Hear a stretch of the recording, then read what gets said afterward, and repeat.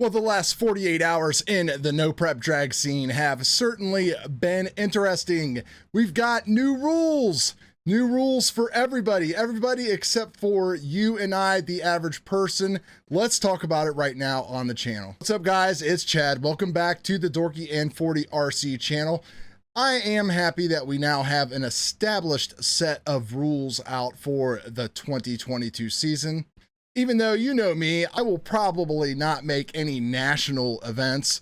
I like to race for you and myself with my friends and just see how fast and how hard we can go. If I end up at one of these things, cool. But I know a lot of you are excited about this stuff, and we really need to take a deep dive and look at these new rules, and let's do that right now. I think the biggest thing to start with is the addition of the 17.5 class. I'm not sure why we need another class. Maybe it's to try to get more people in, as they have said. The 13.5 class did kind of turn into a shit show, and I don't really agree with people being able to race. We need a stepping stone. The problem is this hobby is expensive. It's hard to expect someone to drop $1,000 into a 13.5 or a 17.5 car and then drop another $1,000 to go into an Outlaw.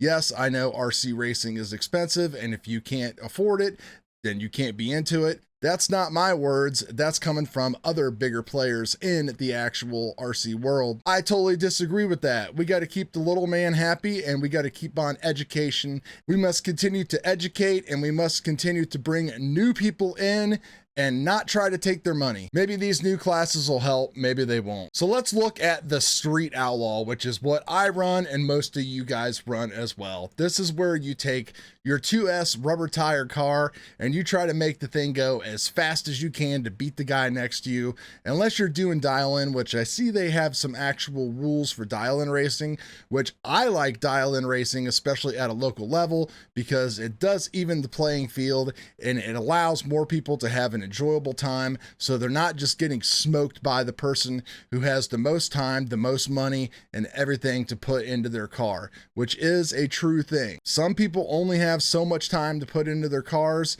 They might not be as fortunate as you or I. That's just the way it is. But the dial-in bracket class is a way to get everybody and keep it fun. All right, so we start off with number one with the car. Not a big deal here. We really can't talk about that. Everybody's pretty much in the same situation, whatever kind of car you're building. Number two, any commonly over-the-counter available RC motor. This is where things are just going to hit the wall, and some people are going to get mad and some people aren't. The fact of the matter is all the top hitters, maybe your top 40 to 50 people out there, are all going to be running stuff that you and I cannot commonly get. I do not care what they say. It is a false narrative. They are all running shit that we cannot get. They're running different firmware. They have additional resources behind them. So if you are a guy, just a normal Joe that's going to one of these big time events, you know that you are going to be at multiple disadvantages when it comes to what kind of motor, what kind of software, and everything else the other guy that's lined up against you might have. But that's okay. Put in your time and effort, and you can still have fun and be competitive, and you never know what can happen. Number three, battery. Any commercially available battery. We all know that other people are constantly running different modified batteries in order to get the next battery to sell to you, just like the motors. Tires, same thing. People saying, oh, we should have outlawed Voodoos because not everybody can get Voodoos. I'm not against outlawing this stuff. I just think it should be commonly known that we're going to be racing against people who have stuff that we can't get. In order to put that in the rules that says a common over-the-counter tire, motor, battery, so on and so forth, then those cars from all of the 50 big hitters need to be teched and inspected. And if they're running a firmware or a tire or something that is a prototype, then they should be disqualified. I'm sorry. That's just the way it is. This is growing too big.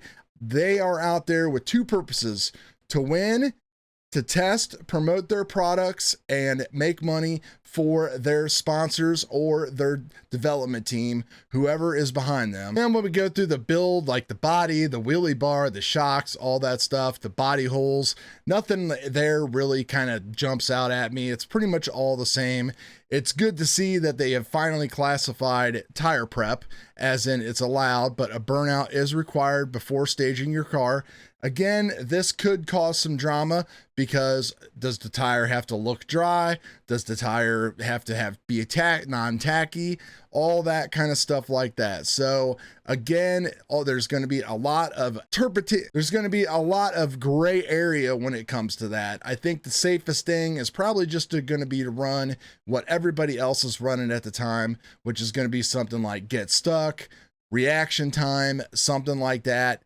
Take a look at your competition, see what their tires look like, and find out a way to get your tires to that point. So hopefully that does not turn into a big thing. Once your tires are broken in and prepped, I mean, you literally should just have to put your car down and blip the throttle, and you should hear them bark or squeak, and you should be good to go. And for all those people that keep talking about prep versus no prep track, it's clearly written here in the rules that the track is not prepped, it is only swept and clean. There you go. It's in black and white. That's the rules. I'm sure we'll have people that are posting about that, the people who love to run on prep tracks. So that is just a quick view and opinion. I'm sure you can see what side of this I am on. I think the people that write these rules are the people that I was talking about personally. So they should not be running experimental motors, experimental firmware, or anything else like that. They should be running the commonly used and available stuff, just like you and I. Now, I don't think things like tires or this or that should be outlawed if you cannot get them. I know everybody says, oh, if you want something, you can go and get it. But the average RC racer just does not have the money to go and throw $100 for a set of tires, for example. I know a lot of people do, and then somebody will say that, oh, well, RC racing is expensive. To me, I think that is just the wrong attitude to have if we want to see our beloved sport continue to flourish. I think 2022 is going to be a big make or break year. I think there's a lot of money on the line. These vendors are sniffing it out. I think we're going to come out of our current situation and everybody is just going to want to travel and just go, and things are going to be on fire.